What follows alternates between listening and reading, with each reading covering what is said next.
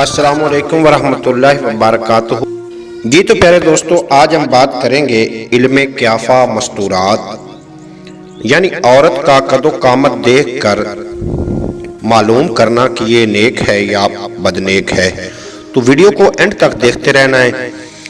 قدرت کا کوئی کام حکمت سے خالی نہیں، ہر چیز کی ساخت اور بناوٹ اور شکل و شباہت سے اس کے نیک اور بد ادوار معلوم ہوتے ہیں، جس کے جاننے والے فوراً پہچان لیتے ہیں اور جو نہیں جانتے وہ اکثر نقصان اٹھاتے ہیں۔ اس لیے ان کو اپنے معلومات وسیع کرنے چاہیے تاکہ ضرورت کے وقت وہ اس سے کام لے سکیں۔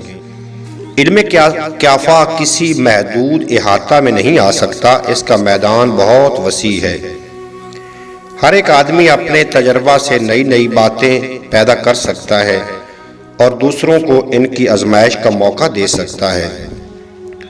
چنانچہ مرد اور عورت میں چولی دامن کا ساتھ ہے، اسی لیے مستورات کے نیک اور بد ادوار کا حال اور ان کی شکل و شباہت کا ذکر اس ویڈیو میں کروں گا۔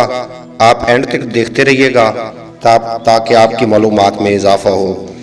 جس عورت کا قد میانہ ہوتا ہے وہ خامد کو نہایت عزیز ہوتی ہے اور خامد کے لیے اچھی بھی ثابت ہوتی ہے اور دنیاوی کام اور کاج کو ایسے طریقے سے انجام دیتی ہے۔ اور لمبے قد والی یہ اللہ کی نیک بندی اور صاحب عقل ہوتی ہے، اور جس کا قد چھوٹا ہو وہ فاسق اور خواہش نفسانی میں زیادہ مبتلا رہتی ہے۔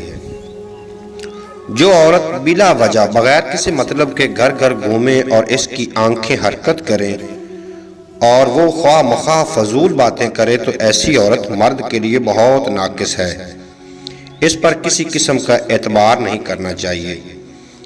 اور جس عورت کے منہ سے سوتے وقت رال یعنی پانی بہے اور آنکھیں اس کی سوتے وقت کھلی رہیں تو ایسی عورت کبھی اپنے شوہر کی وفادار نہیں ہوگی اور برے کاموں میں دل لگانے والی ہوگی۔